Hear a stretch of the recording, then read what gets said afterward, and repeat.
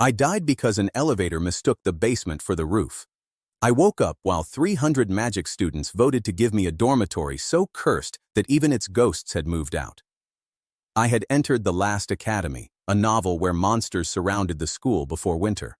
I was Caleb, a first-year student who appeared in one sentence, received a condemned dormitory, and died beneath its roof. The roof was not my biggest problem yet. Gavin stood on the allocation platform with my scholarship certificate in his hand. He was broad, handsome, and wore a red uniform that probably had its own servant. "Caleb sold answers to the entrance test," he announced. The crystal behind him showed a copied page beside a sheet carrying my name. The handwriting matched. The signature matched. Only the truth was missing. Laughter rolled through the courtyard. Housing Master Wade did not even ask me to speak. He struck his staff once against the stone. "Your scholarship is canceled. Your room in first dorm is revoked. Your meal allowance of 30 silver a month is also revoked." 30 silver was enough to eat warm food every day. I checked Caleb's pockets. They contained 3 silver coins, a bent spoon, and a button that did not belong to his shirt. My new life had a starting budget smaller than the price of Gavin's socks. "He should sleep in the stable," someone shouted. "The horses have standards," another student replied. The crowd laughed again. Gavin smiled, but his eyes stayed on me. He needed me gone. In the novel, his family planned to build a private arena on the eastern hill. The condemned building on that hill was the only obstacle. Wade raised a rusted black key between 2 fingers. "The academy does not abandon its students. Caleb may accept stewardship of 13th dorm. He will receive housing there while he repairs it at his own expense." For one breath, the courtyard became silent. Then the laughter was louder than before. 13th dorm stood beyond the old wall. Its roof sagged. Its windows were black. A dead tree leaned away from it, as if the tree had seen something terrible and wanted no part of the investigation. A wooden sign hung from the gate. Someone had painted, "No visitors, no refunds, no exorcists," on it. Gavin placed the key in my palm. "Try not to die before tomorrow," he said. "The demolition crew dislikes paperwork." Wade turned toward the crowd. "If the dorm has no registered resident by sunset, it returns to the academy. Demolition will begin in 7 days." That was the injustice. It was public, legal, and polished until it looked almost generous. I closed my fingers around the key. "I accept." Gavin blinked. The crowd laughed for a 3rd time. I counted it. People would remember that laugh when they later claimed they had always believed in me. The moment I spoke, a calm voice told me that I had awakened the hidden class called Dorm Master. Its rule was simple. A willing resident could bind one profession to one room. That room would turn the profession into a facility effect shared by every legal resident inside my territory. One resident, one room, one profession. The bond could not be forced. If I expelled someone against their will, their room would lose its effect and could never hold the same bond again. In this world, class abilities belong to individuals. My dormitory could make them part of a building. That was one cheat. It broke one basic rule. It was enough. I looked at the ruin on the hill and saw 30 rooms instead of broken windows. The crowd saw a coffin with stairs. I preferred my view. I reached 13th dorm shortly before noon. The front door fell inward when I put the key into the lock. It did not swing. It surrendered. Dust covered the hall. Rain had eaten dark trails into the walls. A chandelier hung from one chain. On the desk, a note said the ghosts had tried haunting the building until it haunted them back. The system gave me exact facts as I walked. The dorm had 30 bedrooms, 1 kitchen, 1 workshop, 1 training hall, and 1 sealed lower floor. Its structural condition was 21 points out of 100. Its legal debt was 120 silver. Its registered residents numbered 0. My personal combat score was 7. 7 was what an average student reached before entering the academy. The weakest accepted student that year had scored 12. I owned 3 silver and 1 suicidal chandelier. I began with the front steps. 2 hours later, I had cleared one path, opened 6 windows, and discovered that the kitchen rats had formed a government. Their leader refused to pay rent. My broom broke after 9 strokes, the bucket leaked, and the soap smelled like something used to clean dragons after surgery. I kept working. At mid-afternoon, footsteps stopped outside the open door. A girl in a pale blue uniform stood there with one suitcase. She had silver hair tied behind her neck and a healer's badge with a black line painted across it. The line meant suspended. "Is this the housing office?" she asked. "It used to be a door," I said. "Today, it is both." She looked past me at the hall. A piece of ceiling dropped into the bucket. "Do you have a room?" "I have 30. Some of them even have floors." Her name was Lumi. Her profession was novice healer. She had been expelled from the infirmary that morning because her minor mend restored only 1 health point per minute. The chief healer restored 20. Lumi's spell was too slow for combat and too expensive for the academy clinic. Wade had told her to find private housing by sunset or leave the academy. It was not a coincidence. Wade was emptying the eastern hill before demolition. Lumi opened her purse. "I can pay 2 silver a week." That was less than a clean room elsewhere cost for 1 night. "Keep it," I said. "Help me make 1 room livable. Rent begins when the roof stops trying to kill us." She studied my face. Most people looked at a suspended healer and saw a failed class.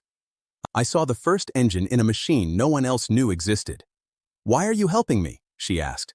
"Because I need a healer, you need a room, and the rats have refused all reasonable negotiations." She laughed once. It was quiet, but it changed the hall more than the open windows had. We chose room 7 because its bed was dry and only one wall had mushrooms. We carried out the rotten carpet. I repaired the latch. Lumi scrubbed the floor until the water turned black. When the room was ready, I placed the iron key in her hand and explained the bond. I did not hide the limits. I told her that the room would share her profession, that it would use a reserve equal to her daily healing mana, and that leaving by choice would end the effect safely. "And if you throw me out?" she asked. "The bond breaks. The room dies. I lose more than you do." She looked around at the cracked plaster and the clean square of floor we had made together. "No one has ever lost anything by losing me." That sentence had no self-pity in it. It was just a fact she had been taught too often.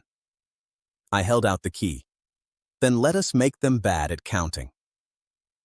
Lumi accepted room 7 of her own will. Warm blue light passed through the floorboards. It ran into the corridor, climbed the walls, and spread across the whole building like water filling dry roots. Room 7 became a healing bedroom.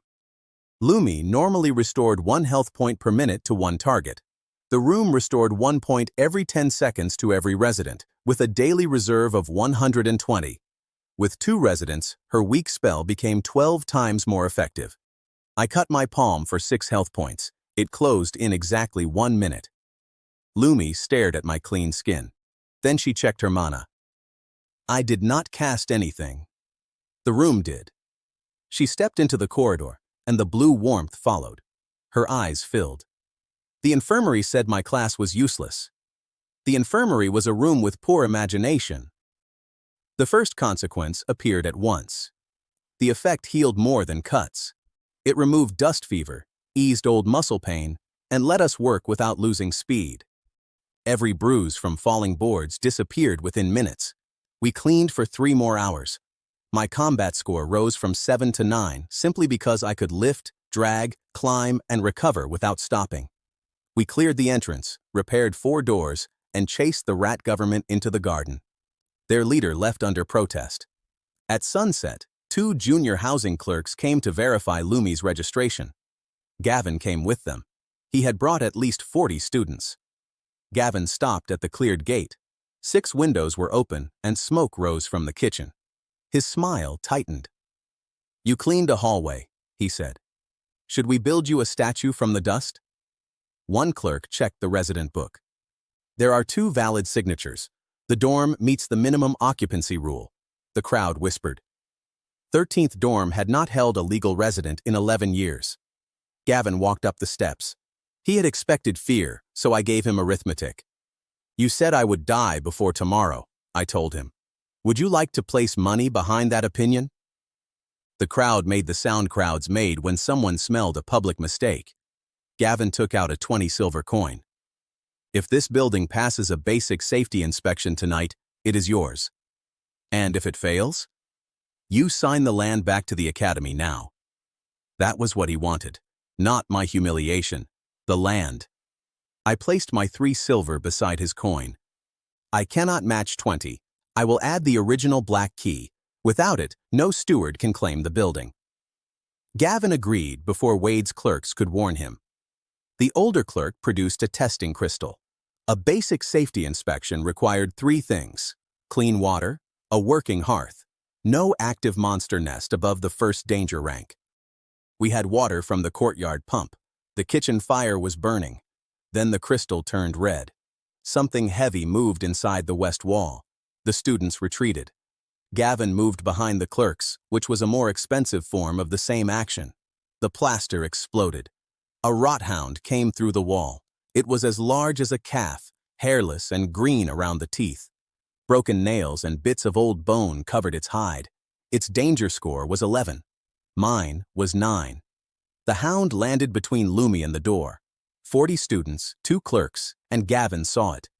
Every victory needed witnesses. Otherwise, it became a rumor owned by whoever had the richest father. I grabbed the iron poker from the hearth. The rothound charged. I moved left, but its shoulder struck my ribs. Pain flashed through me. My health fell by 18 points. The dorm returned 6 before I hit the floor. The crowd gasped as blue light passed over my body. He has a healing artifact, someone said. No, Lumi answered from the doorway. Her voice shook, but it carried. That is my healing. The hound turned toward her. I hit its rear leg with the poker. It snapped at me. I let it bite my left sleeve, wrapped the cloth around its jaw, and drove the iron point under its shoulder. It threw me into the reception desk. Wood broke. My health dropped by 22 more points. The healing reserve fell fast. We had started with 120. Work injuries had used 14. The fight had already used 40. I had 66 points left and a monster that looked like a refrigerator with anger issues. I did not need to become stronger than it. I only needed to make it spend more than I did. I ran beneath the chandelier. The hound followed. I struck the weak support post with the poker. Once. Twice. The hound's claws tore 4 lines across my back. The blue light closed the shallowest wound before the crowd finished screaming. On the 3rd strike, the post broke. The chandelier dropped. It hit the rothound across the spine and pinned it to the floor. The remaining chain whipped tight. I drove the poker down through the base of its skull. The hound stopped moving. For 1 second, no one spoke. The inspection crystal changed from red to green. The older clerk read the result twice. No active monster nest remains. 13th dorm has passed the basic safety inspection. The courtyard erupted. Someone ran toward the central board. A student who had laughed that morning claimed he had always known I was hiding my strength. Gavin stared at the dead hound. Then he stared at the 20 silver coin in my hand. That was luck, he said. Luck usually runs away after the first bite. Laughter moved through the same crowd that had laughed at me. This time it faced the other direction. Gavin's ears turned red. The clerks recorded the wager because academy witnesses had seen it. They also recorded the rothound bounty of 10 silver and the reopening subsidy of 30 silver. By nightfall, I had gained 60 silver. After adding my original 3, buying food for 4 silver, and spending 2 on nails and lamp oil, I had 57 silver left. The dorm still owed 120 silver, but the debt no longer looked like a wall. It looked like 2 good days. My combat score rose from 9 to 11 after the kill. 13th dorm entered the housing board at rank 12. It had been absent from the board that morning. Strength, money, status. All 3 had moved. Gavin left while students were still repeating my answer about luck. He walked quickly, with the stiff back of a man pretending not to flee.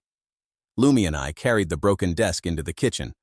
She washed the blood from my shirt while I made dinner. The meal was simple. I browned onions in a little butter, added chopped potatoes, carrots, and strips of cheap beef. then poured in water and crushed herbs. The stew simmered until the meat softened and the broth turned dark and rich. Lumi found a round loaf in the market basket. We toasted thick slices over the fire until the edges became crisp. Rain tapped against the patched window. Blue light rested beneath the kitchen door. The building still creaked, but it no longer sounded empty. Lumi dipped bread into the broth. You knew the chandelier would fall. I knew everything in this dorm wanted to fall. I selected the useful part. She laughed and pushed the larger piece of beef into my bowl. You looked at me the same way, she said. I put down my spoon. No, you chose to stay. The chandelier never received that option. Her face turned pink. She concentrated very hard on her stew. After dinner, we checked the healing reserve. It had 8 points left. That was the price. One more serious attack would have emptied it. Lumi needed a full night's sleep to refill half and proper food to restore the rest. We were stronger inside the dorm, not immortal. That distinction kept clever people alive. At midnight, 3 knocks sounded beneath the kitchen floor. Lumi froze with her cup halfway to her mouth. The rats had left. The rot hound was dead. The building plans showed no cellar under the kitchen. 3 more knocks came from below. We lifted the old rug. A narrow iron door lay beneath it.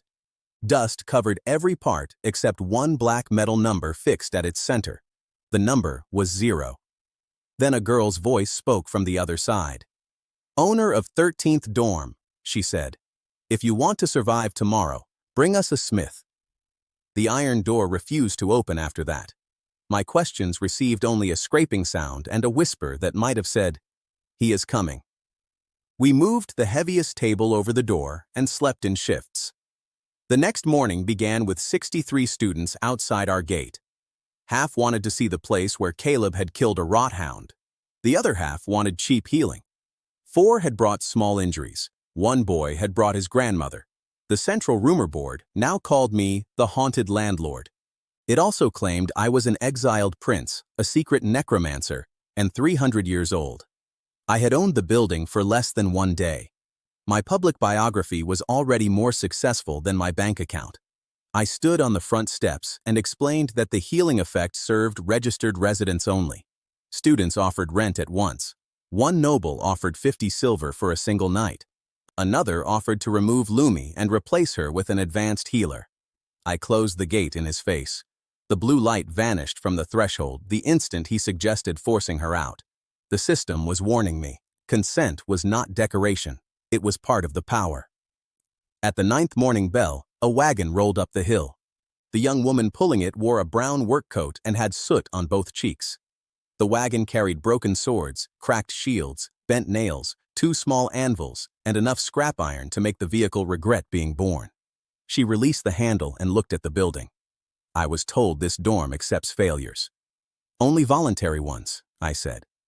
Her name was Greta. Her Forge clan had removed its surname from her badge after a ceremonial hammer cracked during her examination.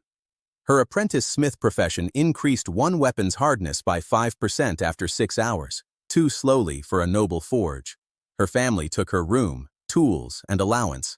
They left her the scrap because no one wanted it. What rent can you pay? I asked. Greta pointed to the iron. About 40 silver if you enjoy selling metal 1 sad spoon at a time.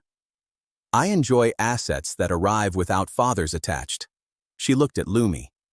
Lumi nodded. He says things like that, Lumi explained. The soup is better.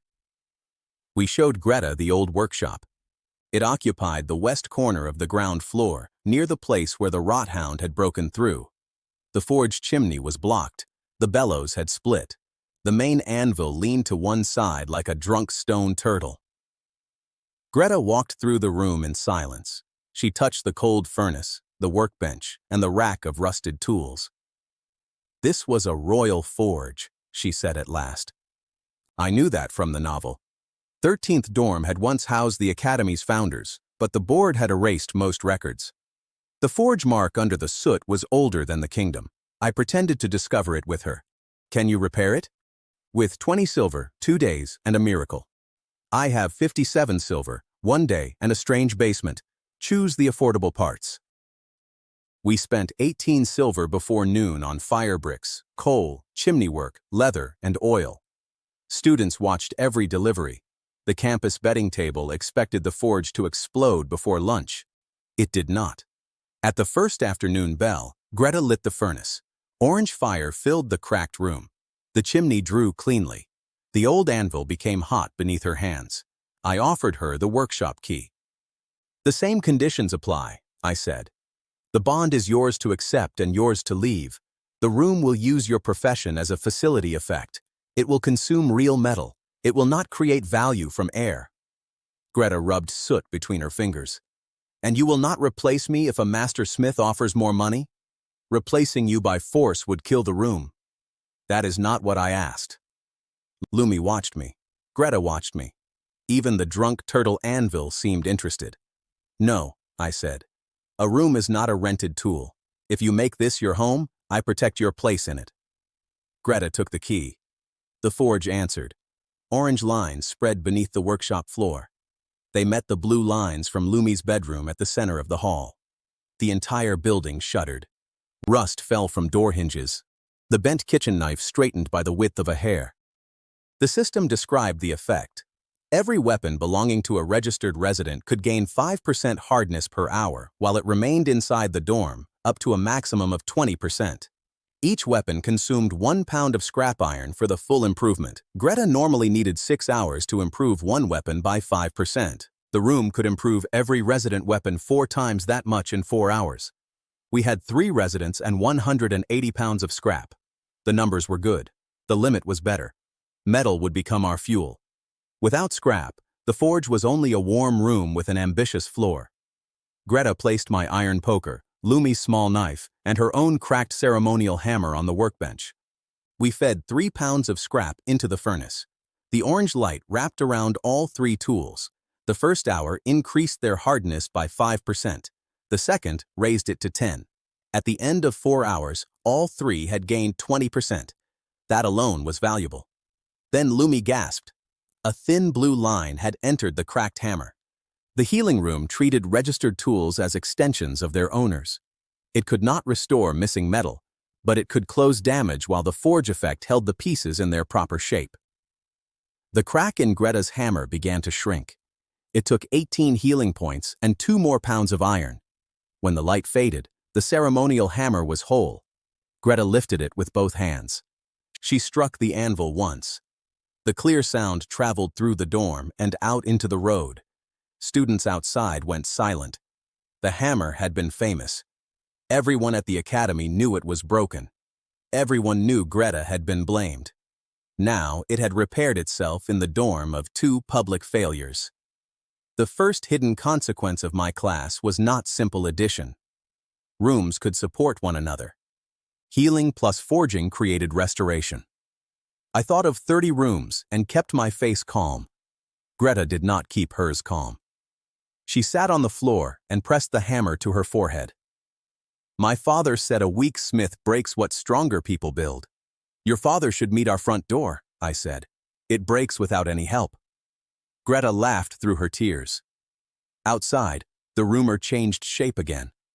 By the second afternoon bell, a merchant offered us 10 silver for the repaired hammer. Greta told him to place that offer somewhere his physician would find interesting. By the third bell, 6 weapon sellers waited at the gate. I did not sell the hammer. I bought their damaged stock. We spent 24 silver on 12 rejected training swords. Each had a cracked edge or loose handle. Scrap cost another 12. That left 3 silver in my purse. Lumi stared at the empty coin bag. We are poor again. Only until the 4th bell. That is what people say before becoming poor for a long time. We placed the 12 swords in the workshop. They did not belong to residents, so the room ignored them. I registered them as dorm property. The effect accepted them. That was another useful distinction. The building recognized tools owned by its residents and tools owned by the dorm itself. Blue light closed the cracks. Orange light strengthened the blades. Greta replaced the handles by hand. 4 hours later, the rejected swords had 20% greater hardness and no structural damage. We carried them into the academy market at sunset. More than 200 students followed us. Gavin was already there. He stood beside a polished test block with 6 members of First Dorm. His right arm wore a silver dueling guard. His left hand rested on a bright steel sword worth at least 80 silver. "Selling repaired trash is forbidden," he announced as we entered the square. The market overseer looked uncomfortable. "It is forbidden if the repair is concealed." Greta placed the first sword on the table. "The original damage is recorded here. The current strength can be tested in public." Gavin had arranged the test block because he expected us to refuse. I thanked him for the free advertising. The first 3 blades scored between 36 and 37. A new Academy sword scored 30. None bent or cracked. The merchant who had sold them for 2 silver each offered 10 to buy them back. I declined. The public auction began at 12 silver and reached 18. Greta's clan had called her work worthless that morning. Now 200 people watched students fight over it. Gavin stepped onto the testing platform. "A hard blade is not a good blade," he said. "It may shatter under real aura." His motive was clear. 13th Dorm had to fail within 7 days, or his family lost the Eastern Hill. Every coin we earned made demolition less likely. He could not walk away. "Then, test yours first," I said. The crowd opened around us. Gavin drew his expensive sword. He pushed combat aura into the edge and struck the block. The blade cut a deep line. Students cheered. Gavin turned toward me with his old smile returning. Then a crack ran from the point to the guard. The silver blade broke into 3 pieces. One landed in a fruit basket, another stuck in Gavin's boot. The third struck his own dorm banner. The square became completely silent. Then someone laughed. It was the market overseer.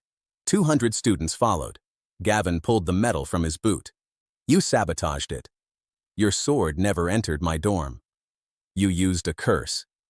My known classes are dorm master and unwanted student. Neither curses footwear." The laughter grew.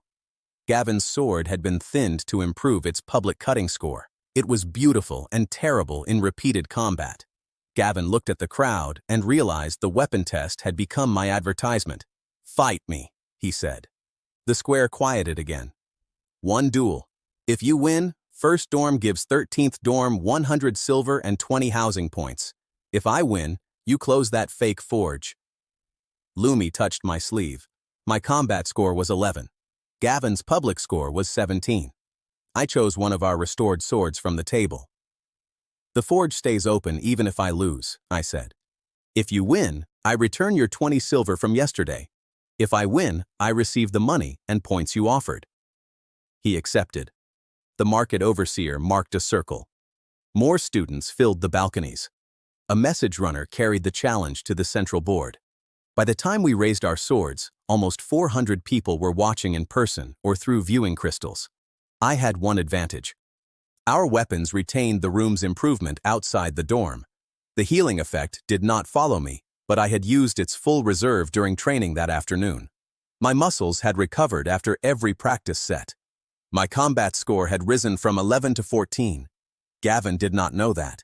He attacked first, expecting to break my guard.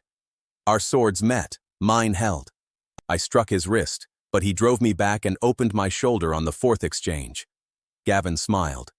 "Your room cannot save you here. That is why I trained inside it." Greta's sword was harder, but hardness did not win by itself. I let Gavin strike the same part 3 times. On the 7th exchange, a notch appeared in his blade. On the 9th, it widened. Students counted aloud until Gavin attacked faster and less carefully. On the 13th exchange, he committed his weight to a straight thrust. I turned my body, trapped his blade against my guard, and struck the notch with the flat of my sword. His weapon snapped. I placed my edge against his throat. The crowd reached 14 without us. The market square exploded with noise. Merchants pushed toward Greta while 20 housing points moved from First Dorm to 13th. Gavin stood with a blade at his neck and 2 broken swords at his feet. "Say it," someone called from the balcony. "Tell him it was luck again." Gavin's face became the color of his uniform. I lowered my sword. "You do not need bad luck," I told him. "You make careful plans for yourself." The market overseer declared my victory. My combat score rose from 14 to 18. The dual purse added 100 silver. The 12 swords sold for a total of 198 silver. After subtracting 36 for stock and scrap, our trading profit was 162. I used 120 to clear the dorm's legal debt before the treasury office closed. At the end of the second day, our purse held 139 silver. The building had no debt. Its structural condition had risen from 21 to 29. Its housing rank jumped from 12 to 7. Strength, money, status.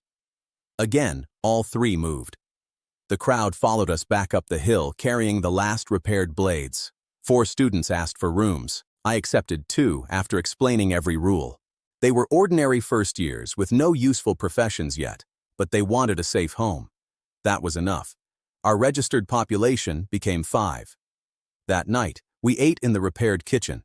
Greta fried thick sausages until their skins cracked. Lumi roasted potatoes under the coals with garlic and salt. I sliced cabbage and apples into a sharp, sweet salad. We opened a jar of mustard that made Piper's future sword training look gentle, although I did not know Piper yet. Greta placed her restored hammer beside her chair. "I earned more today than my clan paid me in 6 months," she said. "The dorm earned it," Lumi replied. "You made it possible." Greta looked at the blue and orange light meeting beneath the kitchen door. "That sounds like the same thing here." We ate until the plates were empty. Afterward, Lumi changed the bandage on my shoulder. Her fingers were careful. The room finished what she began. "You could stop accepting duels," she said. "I could. Will you? Not while people attach money and ranking points." She tied the cloth tighter than necessary. "That was a medical opinion," I said. "It was a market correction." Greta laughed from across the kitchen. At the midnight bell, the iron door beneath the rug opened the width of 1 finger.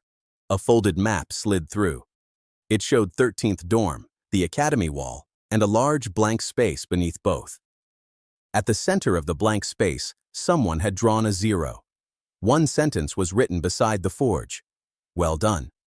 Now prepare for Wade." At that exact moment, 24 iron stakes struck the ground around our property. Red chains of light rose between them and covered the dorm like a cage. Housing Master Wade stood beyond the gate with 24 wardens and a demolition order. "At dawn," he called, "this illegal structure will be emptied and destroyed." Wade expected panic. Instead, I opened the gate ledger and asked, "Which section of the housing code are you using?" Wade lifted the demolition order. "Section 41. Immediate removal of a structure with active magical contamination." Then Section 42 gives the steward a right to demand a public safety trial before demolition. The students beyond the red chains became quiet. Wade's face changed. He had written his plan for a frightened orphan, not for someone who had read the novel where he was arrested much later for stealing academy funds. "The trial must begin at dawn," I continued. "Until it ends, any entry without my consent counts as forced eviction." The older housing clerk from our first inspection was present. He checked the law book and nodded. Wade could not cross the gate. More than 100 students had followed the wardens up the hill. They heard the ruling. By the time Wade returned to his carriage, 3 message birds were already carrying it toward the academy board. He pointed at me before leaving. "At dawn, I will release a stone ogre into your yard. Keep it from breaking 3 walls for 10 minutes. If you fail, the building falls with you inside it." "Bring a strong ogre," I said. "The weak monsters have not improved our reputation enough." We had 7 hours. The red chains blocked visitors, but they could not block someone who already had permission to enter. A young woman stepped from the crowd and raised a brass guest token I had given her after the market duel. I had offered it because she was the only spectator who watched my feat instead of Gavin's broken sword. Her name was Piper. She carried a plain practice blade and wore the gray badge of the Academy's weakest sword group. "I want the training hall," she said. Wade's wardens shouted for her to stop. Piper walked through the red chain. It passed over her like mist because my guest token counted as consent. Piper entered the hall and tested the floor with 3 quick steps. Second dorm gives elite students 10 hours a week. Gray badges receive 1. I have trained in the rain for 4 months. Why were you placed in the weak group? Greta asked. Piper raised her left hand. 2 fingers were missing. Teachers called her form incomplete. Piper had rebuilt it alone, but every corrected movement required hundreds of repetitions. Her profession was sword student. Its only effect let her recognize 1 mistake after completing a full practice set. The room may share that ability with everyone, I told her, but the bond must be voluntary. Piper looked toward the ogre cage being dragged up the distant road. If we survive, the room is mine. If we fail, part of it may land in another district. That is still more training space than second dorm gave me. She accepted the key. Silver light spread across the scarred floor. It joined the blue and orange lines in the hall. The system described the new facility. Every resident training inside the hall would recognize errors 5 times faster. 100 repetitions would teach the body as much as 500 correct repetitions, but fatigue and injury remained real. The healing bedroom repaired strained muscle while the forge kept every practice blade at full strength. The 3 rooms did not multiply raw power. They removed one another's limits. Normally, I could complete 3 hard training sets before pain ruined my form. Inside the dorm, I completed 12. Each set taught me 5 times faster. 4 hours gave me the useful practice of 20 ordinary hours. We paid for it. Lumi's healing reserve fell by 90 points. We burned 30 pounds of scrap maintaining weapons. All 6 residents ate enough bread, cheese, and dried meat for 18 people. Power was never free. It was simply cheaper when I bought the correct limits first. My combat score rose from 18 to 25 before dawn. Piper's rose from 15 to 21. Greta reached 16. Even Lumi learned how to step away from a charging enemy without closing her eyes. Near midnight, 4 gray badge students crossed the chains using the remaining guest tokens. Each carried bedding and 8 silver for a week of rent. They had watched Wade empty poor students from other eastern buildings. They knew they would be next. All 4 registered voluntarily. Our population reached 10. My class title changed from Dorm Master to Keeper of Home Territory. The cheat did not change. I still turned 1 willing profession into 1 room effect. I could now feel every legal boundary of the dorm and every serious weakness in its structure. The western furnace wall felt hollow. I remembered the map from beneath the kitchen. Greta and I removed the 3rd fire brick. Behind it waited a metal box bearing the old Royal Forge seal. Inside were payment records. The Academy Treasury had sent Wade 900 gold over 11 years to repair 13th dorm. The records showed purchases of beams, roof slate, pipes, and wardstones. None had reached the building. Some of the missing wardstones had become the red stakes outside our gate. Greta compared the marks. These were made from the same numbered batch. Wade had surrounded the evidence of his theft with more evidence of his theft. That was efficient in a way. At dawn, the entire eastern campus stood outside our fence. The crowd filled the road, the wall, and the roofs of 2 nearby lecture halls. 5 official viewing crystals carried the safety trial to the central square. The housing ranking board had added a temporary red mark beside our name. If we failed, 13th dorm would be removed from the board. If we passed, Section 42 required the academy to fund immediate repairs. Wade arrived in a polished carriage. 6 inspectors followed him. Gavin stood behind the officials with his arm in a sling from the duel. He did not smile at me. That was progress. The wardens rolled a stone cage into our yard. Inside crouched an ogre twice my height. Its skin looked carved from gray rock. Iron bands covered its fists. Its combat score was 34. The crowd reacted when the number appeared on the testing crystal. The law allowed a monster up to danger rank 3. Wade had selected the strongest one available at that rank. His choice was legal. It was also personal. The chief inspector frowned. The trial condition is 10 minutes. No more than 2 outer walls may be breached. The residents may fight. Outside assistance is forbidden. Our plan used 5 residents. Piper stood in the yard with a restored blade. Greta carried her hammer. 2 gray students held ropes. I held the sword that had broken Gavin's weapon. Lumi stayed in room 7 with food, water, and a full reserve of 120 healing points. The cage opened. The stone ogre charged the nearest wall. Piper struck its knee. Her blade sparked and bounced away. Greta hit the same place with the hammer. A thin crack appeared. The crowd shouted. The ogre turned and swept one arm across the yard. Piper ducked. Greta did not. The blow threw her into the steps and removed 31 health points. Blue light covered her before she stopped rolling. Students outside the fence screamed, then fell silent as Greta stood again. The dorm healed her from inside, someone said through a viewing crystal. The healer is not even in the yard, another answered. The first minute ended with no wall damage. The ogre learned. It ignored us and ran toward the western corner. I moved into its path. My combat score was 25.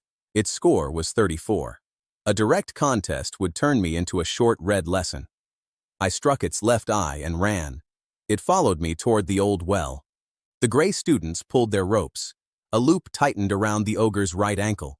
It tore one rope apart, but lost a step. Piper hit the cracked knee again. Greta hit it a third time. Stone broke from the joint. The ogre fell forward and missed the well by 1 yard. The crowd groaned as one body. The creature caught me with 2 fingers and threw me through the garden fence. Wood counted as a fence, not a wall. I had checked. My health fell by 40 points. The healing room returned 6 every minute, but Lumi increased the flow by casting her own spell through the bound room. The reserve began falling at 12 points per minute. We had used 54. We had 66 left. The 3rd minute ended. Wade checked his watch. Gavin watched the blue light with a different expression. He had finally understood that yesterday's duel had not shown our full advantage. The ogre rose and struck the southern wall once. Bricks burst inward. The inspection crystal recorded 1 breach. Wade smiled. The crowd turned anxious.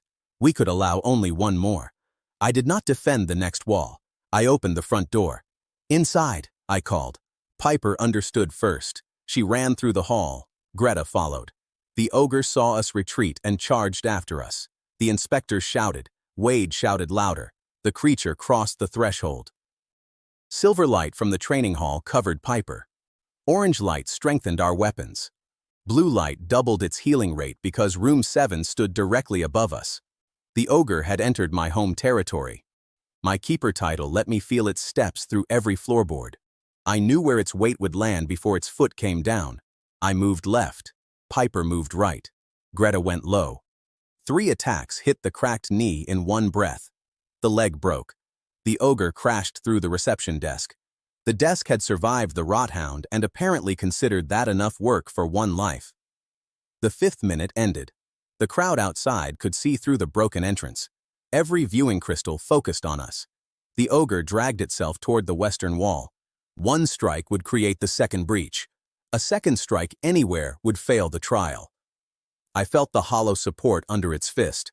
Piper, 3rd high. Greta, 2nd low. They followed without asking. Piper's 3rd strike turned the ogre's head. Greta's 2nd hit broke 3 fingers. I drove my sword into the gap beneath its jaw.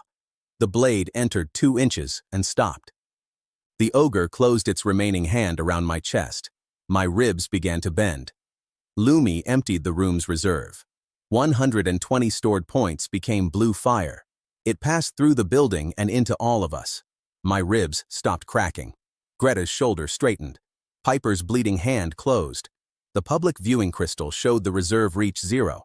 Everyone knew there would be no second miracle. Now, I said. Greta struck the back of my sword with her restored hammer.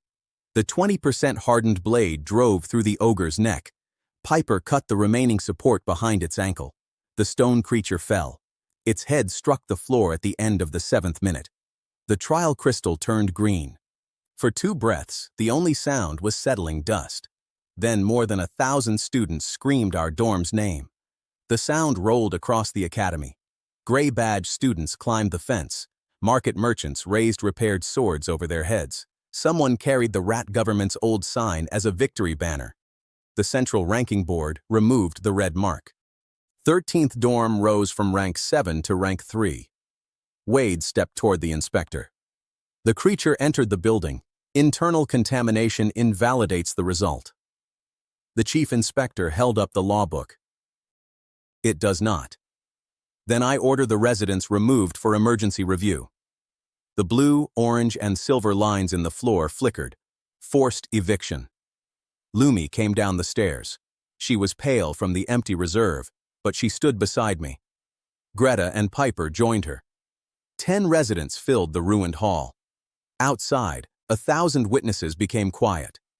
I raised Wade's hidden records. Before you remove us, explain where 900 gold of repair money went.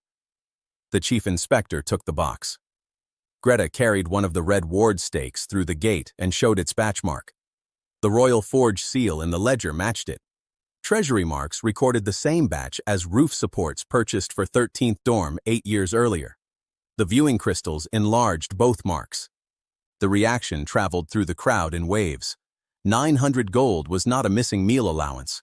It could fund 100 poor students for 3 years. It could replace every broken roof on the Eastern Hill. Wade looked at Gavin. Gavin stepped backward.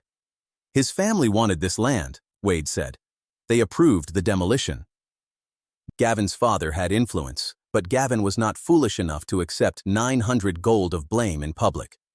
You told me the building received no repair grant, he said. The crowd turned on both of them.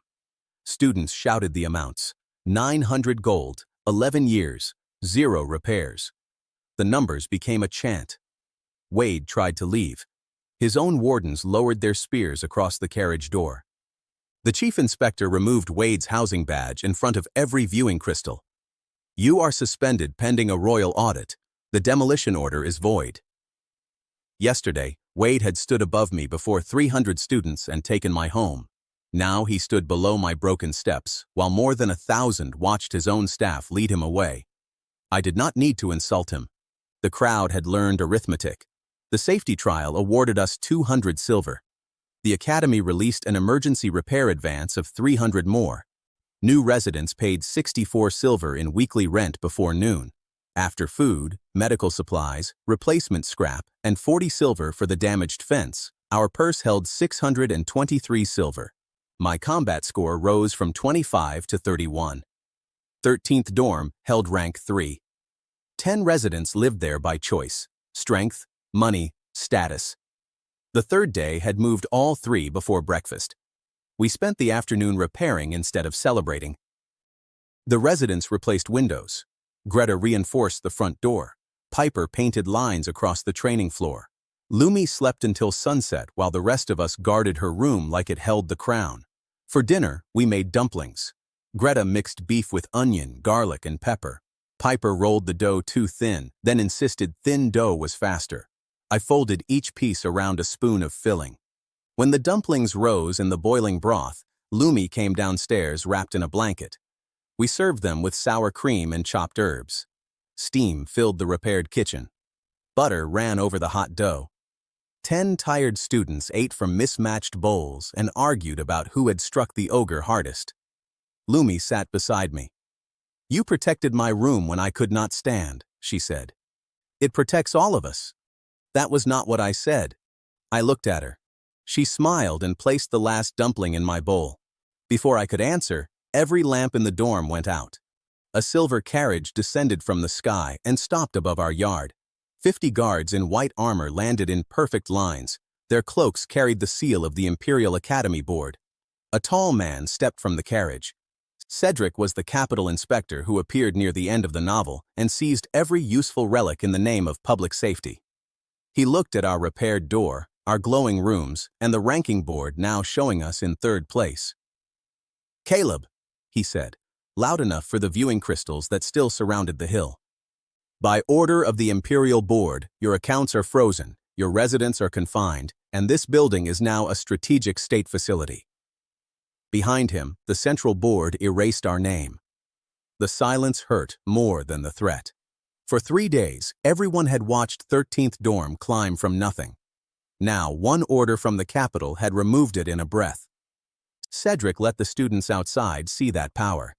He entered my hall alone. His guards remained at the gate, but their white armor filled every window. The residents gathered behind me. "The board is prepared to pay 2,000 gold for the property," Cedric said. "Every current resident will receive a place in a capital dorm. You will receive an officer's rank."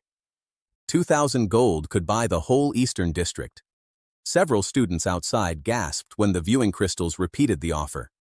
"What happens to the bound rooms?" I asked. "Our experts will remove the residents and repeat the bonds with stronger professionals." The blue light beneath Lumi's door dimmed. "Forced removal destroys each effect," I said. "Then we will rebuild them. The rooms cannot hold the same bond again." Cedric's calm expression did not change. "You believe that because a private system told you so. The Empire cannot leave a strategic facility under the control of 10 first-year students." His motive was not greed. That made him more dangerous. 20 years earlier, an independent sanctuary had armed a border rebellion. 4 cities burned before the board took control. Cedric had lost an older brother there. Since then, he treated every unregistered shared skill as a weapon with an owner who had not betrayed the Empire yet. "You want safety," I said. "So do we. The difference is that you see residents as replaceable parts." "Parts are replaceable." Lumi stepped beside me. "People are not." Cedric looked at the 10 residents. "You have until noon to accept. After that, I will invoke a state challenge. If you fail, consent will no longer matter under emergency law." He left the offer on the broken reception desk. Outside, opinions split at once. Some students shouted that I should take the gold. Others called Cedric a thief in a clean cloak. The market rumor board opened a vote. Within 1 hour, 12,000 people across the capital had watched the recording. 7,000 supported the board. We had become famous enough for strangers to demand our surrender. Our accounts were frozen. Our name was gone. White guards blocked food deliveries. The dorm's housing rank had fallen from 3 to unlisted. Status could move backward too. I gathered everyone in the kitchen. "Anyone who wants to accept Cedric's offer may leave," I said. "Leaving by choice will not damage your room. No one will be blamed." No one stood. One gray student raised a hand. "Can we blame Cedric? That is still legal." The tension broke. People laughed. Then the iron door beneath the rug opened fully. Stone steps descended into warm darkness. A young woman waited at the bottom. She wore a black student coat with a white 0 stitched over the heart.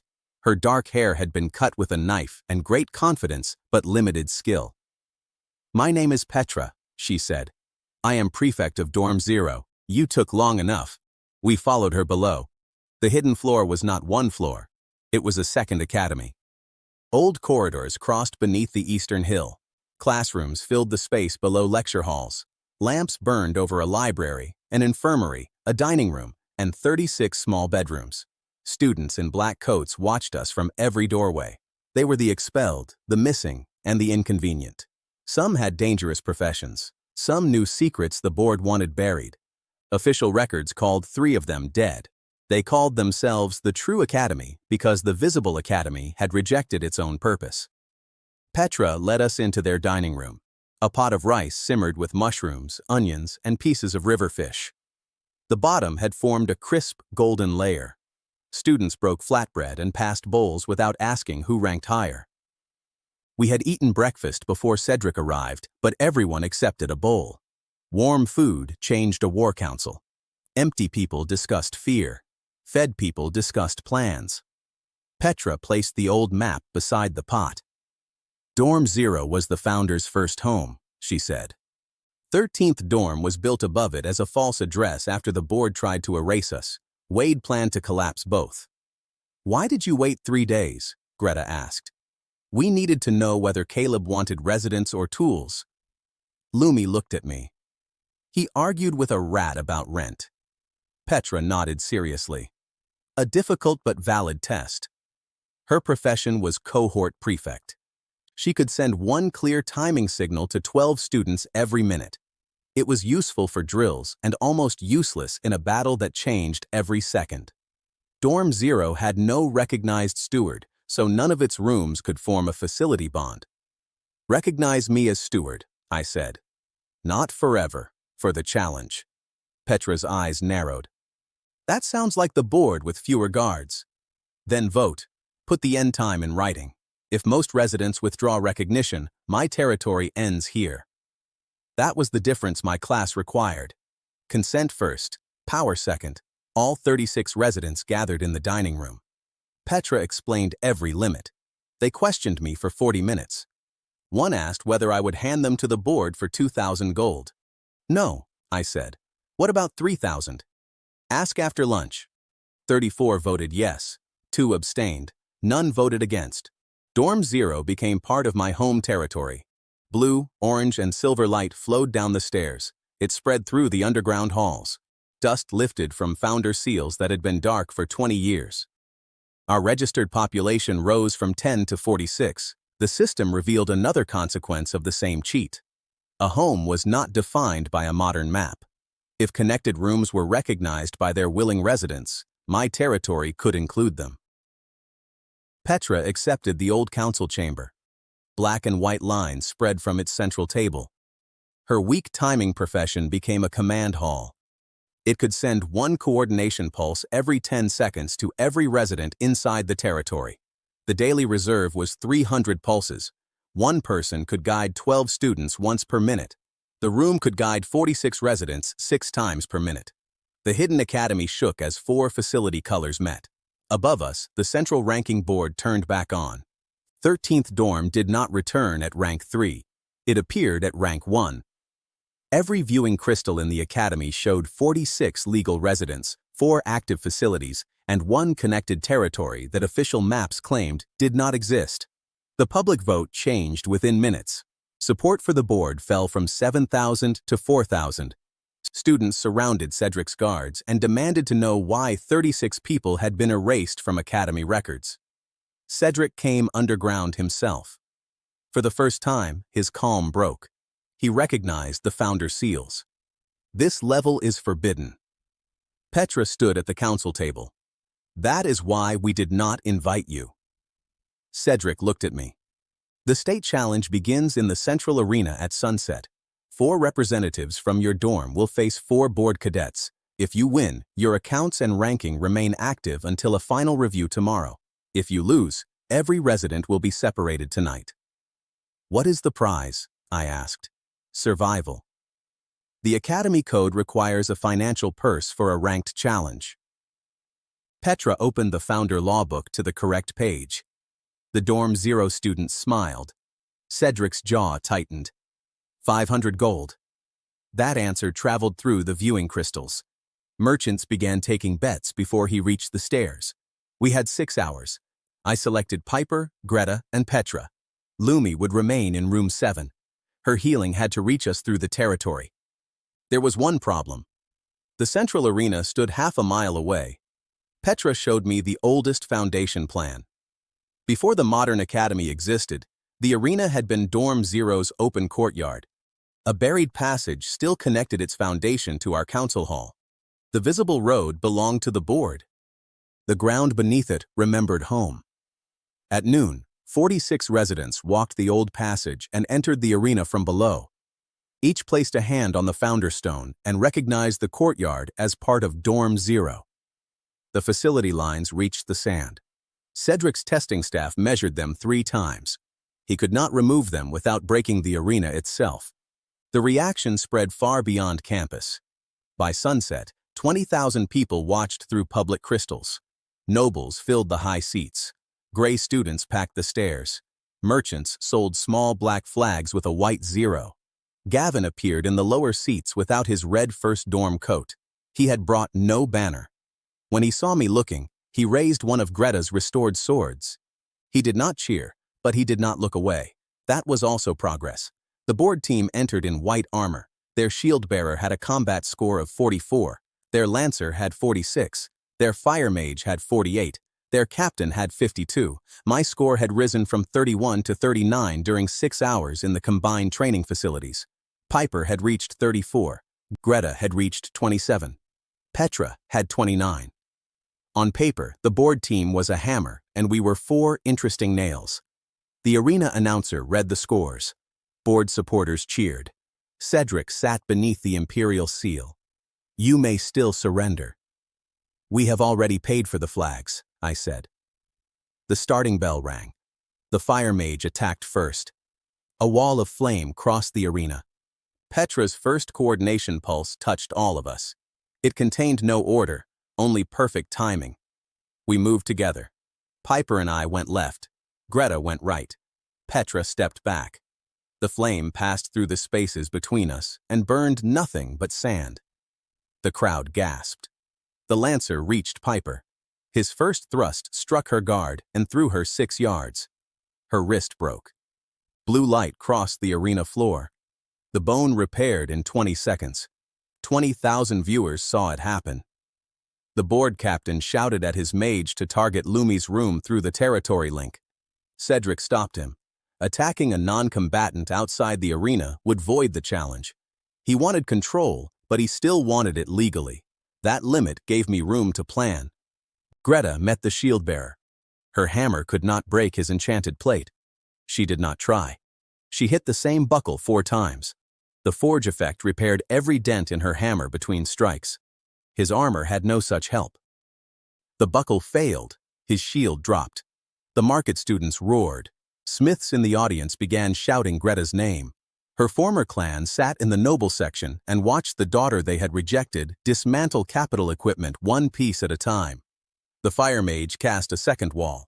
Petra used 3 pulses in quick succession. We crossed paths without colliding. Piper ducked beneath my sword. I used her shoulder as a step and jumped over the flame. I landed beside the mage. My blade touched his throat. The board captain blocked it. His combat score of 52 hit like a moving gate. My sword flew from my hand. His next strike opened my side and removed 38 health points. Blue light closed the wound, but Lumi's reserve fell sharply. The audience saw the room total drop from 120 to 82. Cedric stood. Their healing is limited. Press them. He was right. The board team changed tactics. They stopped chasing victories and began buying our health with small wounds. The lancer cut Piper twice. The mage burned Petra's arm. The captain struck my ribs. The reserve fell to 40, then 20, then 8. Board supporters counted each point. When it reached 0, white flags filled the noble seats. Cedric sat again. He thought the dorm had become ordinary. That was when Petra used the command hall's 100th pulse. For the first half of the battle, she had guided our defense. She had also measured the board team's rhythm. The shield bearer stepped every 4 seconds. The lancer attacked every 6. The mage needed 9 seconds between full spells. The captain moved whenever one of the others created an opening. Petra sent us the pattern. No healing remained. We no longer needed to spend health learning it. Piper caught the lancer's next thrust between her guard and 2 missing fingers. She turned the weapon aside and struck his knee. Greta broke the shield bearer's second buckle. His armor opened. I waited through the mage's 9th second and crossed the sand before his next spell formed. My fist hit his jaw. He fell outside the ring. The arena shook with noise. 3 board cadets remained. The captain attacked me. Petra's pulse arrived 1 instant before his blade. I knew when to turn. Piper appeared at his blind side. Greta's hammer struck his sword flat. The weapon broke. Cedric looked at the shards. So did Gavin. Gavin began laughing. The sound reached the nearest viewing crystal. First, dorm students joined him. The board captain fought barehanded, but perfect individual skill could not cover 3 directions. We pushed him from the circle. Piper defeated the lancer. Greta pinned the shield bearer beneath his own loose armor. The final bell rang. 4 black flags rose over the arena floor. For 5 seconds, Cedric's entire white section remained silent. Then, 20,000 people began chanting, "Dorm 0." The central board restored our frozen accounts. 500 gold entered the dorm treasury. Our housing rank remained first. The National Academy list placed us at rank 10, despite the fact that we were still officially a dormitory. My combat score rose from 39 to 47. Piper reached 41. Petra's command profession advanced. Greta received 200 public orders before leaving the sand. Strength, money, status. The 4th day moved all 3 under the eyes of the capital. Cedric descended into the arena while the chanting continued. He carried a black disc stamped with a silver tower. Petra stopped smiling. It was the Founder's Seal. The first Academy law recognized it above every ranking board and modern contract. Cedric held it where all the viewing crystals could see. "The appeal is granted," he said. "Tomorrow at dawn, 13th dorm will face the founding trial. It must shelter 100 students through 3 monster waves and provide the functions of a true academy. Failure transfers every connected room to the Imperial Board." The crowd fell silent. No dormitory had passed a founding trial in 200 years. Cedric turned the seal. A distant face appeared above it. Magnus, head of the Imperial Academy Board, watched us from the capital. "If Caleb succeeds," Magnus said, "his dorm will no longer belong to this academy." The Founder's Seal burned one final sentence across the sky. It would become an academy of its own. The chanting returned twice as loud. Cedric had tried to erase one dormitory. Instead, he had announced a rival academy to 20,000 witnesses. At dawn, 100 first-years would enter our territory for 3 monster waves. We had to shelter, heal, arm, train, and coordinate them for 3 hours. No student could die, their average combat score had to rise by 5 points, and outside help ended at the first bell. Failure gave every bound room to the board. We returned through streets packed with students. Black flags hung from windows that had mocked us 3 days earlier. Public support had become a resource. Our old treasury held 6 gold and 23 silver. The arena purse added 500 gold. I spent 420 before midnight. The money bought iron, food, bedding, medicine, barrier stones, and labor. We had 86 gold and 23 silver left. Then supporters arrived. Merchants donated 30 gold, gray families brought 20, and 2 silent teachers brought 10 each with public apologies. Gavin placed 50 gold on the desk. "My family wanted the land," he said from the threshold. "If the board takes it, they will blame me anyway." That is not an apology. It is 50 gold. That is often more useful. Students laughed. After 3 seconds, Gavin joined them. Our available reserve became 196 gold and 23 silver. The candidates arrived at midnight with an average combat score of 9. 12 had no combat profession, 7 had never held a weapon, and 1 fainted when Greta showed him a hammer. Board supporters called them Caleb's Last 100. Petra registered them as Academy Zero's first 100. The new name spread through the capital in 11 minutes. Every candidate received the rules. All 100 signed voluntarily. Our population rose from 46 to 146. Lumi had restored more than 1,000 health points over 4 days. Her profession advanced from novice healer to field healer. Room 7 now held 600 healing points and restored 1 point every 6 seconds to each injured resident inside the territory. Greta's workshop had repaired more than 50 tools. Its maximum improvement rose from 20% to 25%. Piper's training hall still taught 5 times faster, but it could now hold 50 students in each session. Petra's command hall retained 300 pulses. Work done for the home had improved its facilities. The cheat still granted nothing for free. We divided the 100 into 2 training groups. Piper taught the first while I taught the second. Every student repeated 3 basic actions. Step away.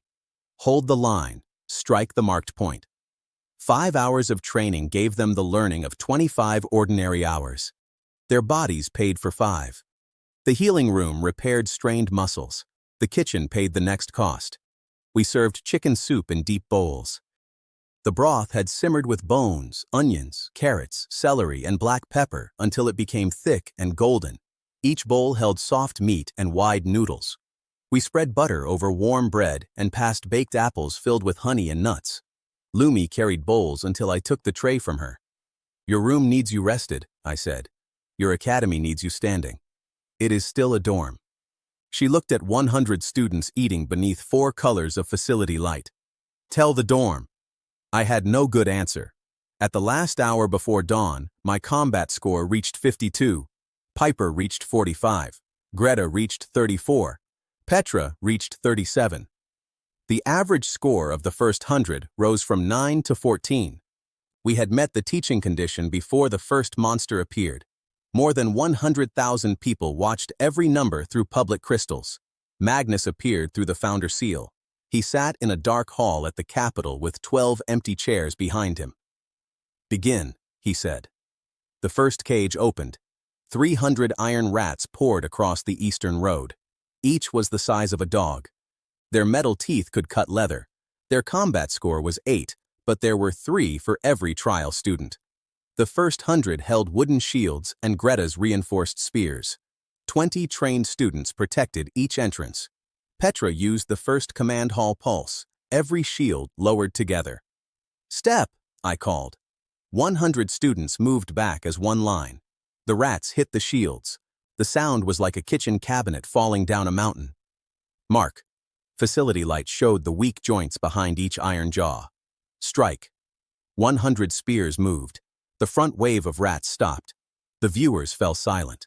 The Academy's weakest students had destroyed 91 monsters in one attack.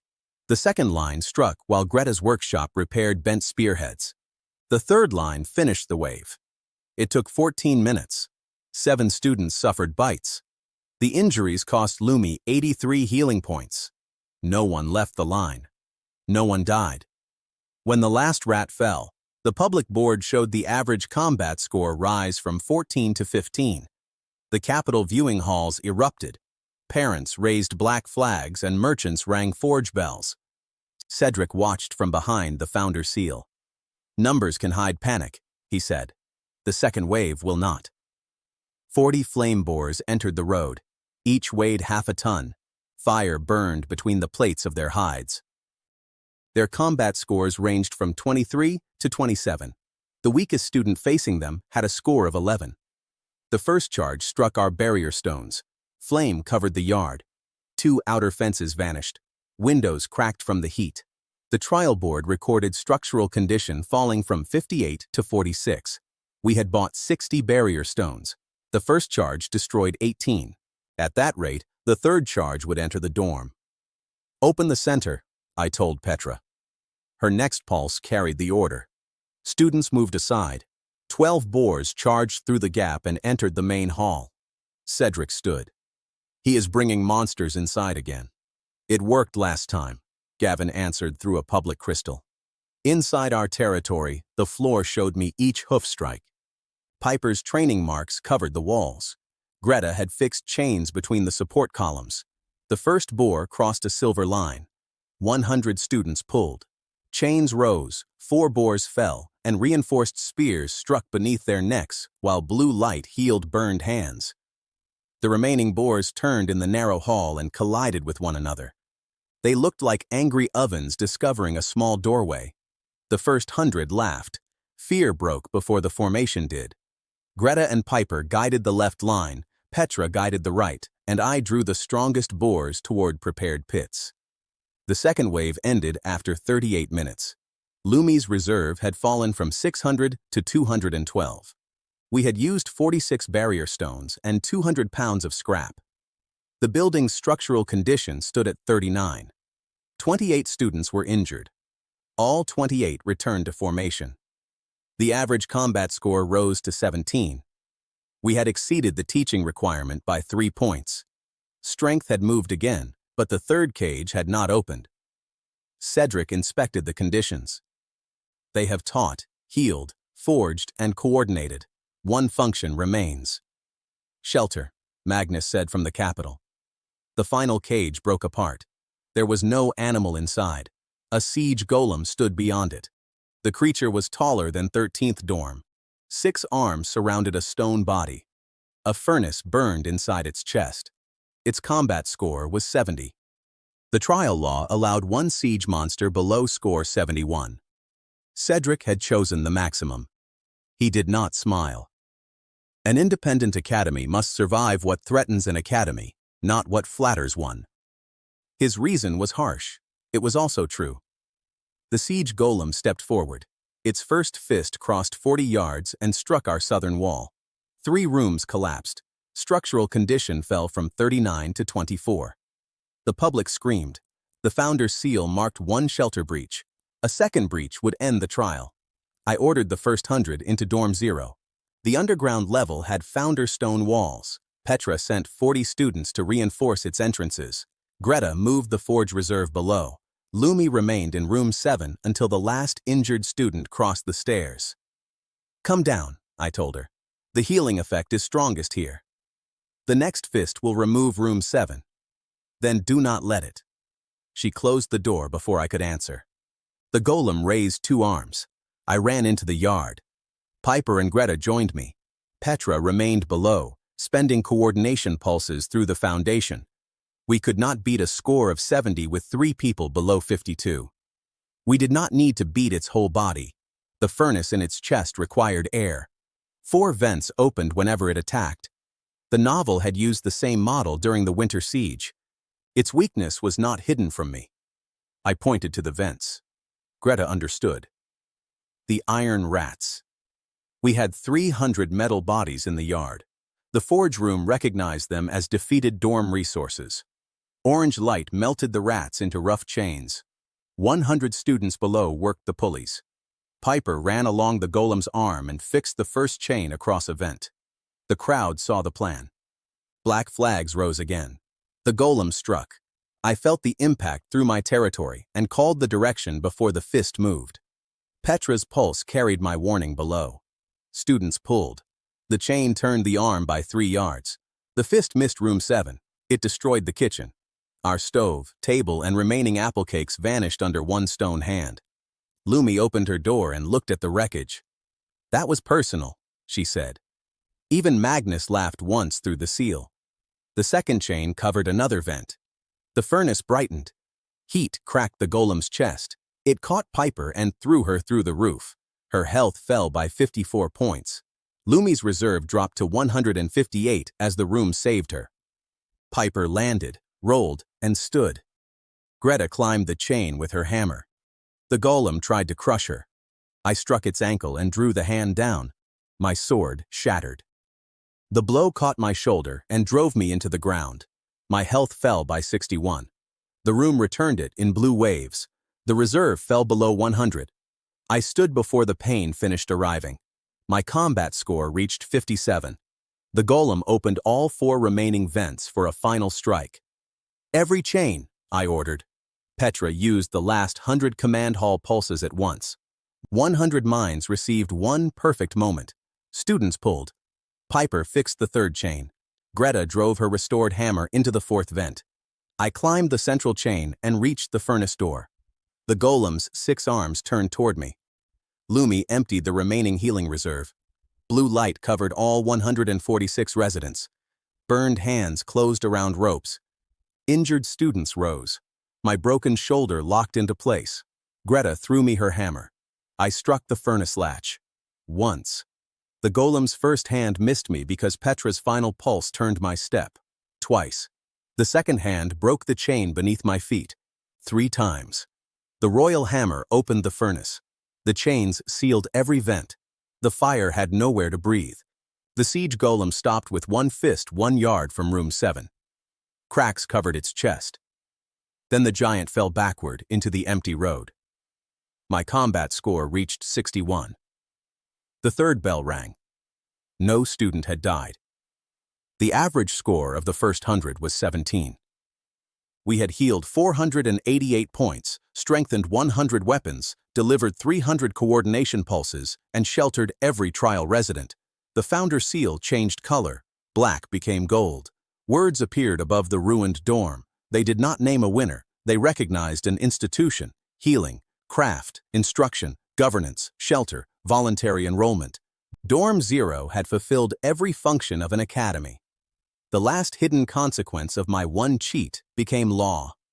When a willing community turned its professions into all the facilities required for education, the home itself qualified as a school. Under the oldest founder rule, ownership belonged to the steward chosen by its residents. Cedric's state claim vanished from the seal. My name replaced it. Academy 0 entered the national list at rank 7. Students filled the road. Teachers lowered their banners. The first 100 stood on the broken steps while 200,000 viewers watched the lowest-ranked students become a new academy's first class. Cedric walked through the crowd carrying the golden seal. His white guards followed without their spears. The seal announced his legal position in a clear voice. Cedric was now a visiting applicant standing on Academy Zero property. It asked whether he wished to pay 8 silver for 1 week of housing. The entire Eastern Hill laughed. Cedric closed his eyes for one long breath. Then he handed me the seal before every viewing crystal.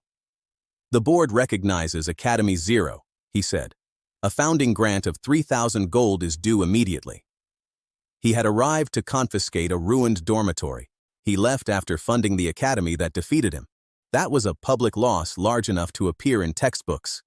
After emergency repairs, new food, and repayment for donated supplies, our treasury held 3,142 gold and 23 silver. My combat score was 61. My status changed from expelled student to founder of Academy Zero. Strength, money, status. All three reached numbers no one had believed 4 days earlier. That evening, we rebuilt the kitchen first. No law required it. Everyone agreed it mattered most. We roasted chickens with butter, garlic, and herbs. We baked dark bread until the crust cracked. Greta made potatoes in the hot forge coals. Piper cut vegetables with the same focus she used against capital lancers. Petra found 3 surviving apple cakes beneath a shield and declared them founder relics. 146 residents ate at long tables in the yard. Gavin came without a red coat. Cedric did not return, but he paid 8 silver through a messenger and reserved 1 guest room for the next official visit. Lumi and I carried 2 bowls to the roof. The repaired part overlooked the academy lights. 4 days earlier, the hill had been dark. "You were the first person who entered," I said. "You were the first person who offered me a room without asking how strong my healing was." I asked 1 minute later. "Do not ruin the memory." She leaned against my shoulder. I gave her a new key to room 7. It was silver, with a small 0 cut into the handle. "The trial is over," I said. "You can choose any room now. You can even leave the bond and remain here." Lumi closed my fingers around the key again. I chose on the first day. Then she kissed me once, softly, while the courtyard below began another argument about the apple cakes. For the first time, I stopped counting long enough to enjoy something. It lasted almost a minute. A black letter appeared on the roof between us. Magnus had sent it through the founder seal. The message congratulated Academy Zero. It also stated that the Empire had 12 forgotten founder dormitories. Ours was only the first. At the bottom, Magnus had added one final line. The other 11 doors had begun knocking.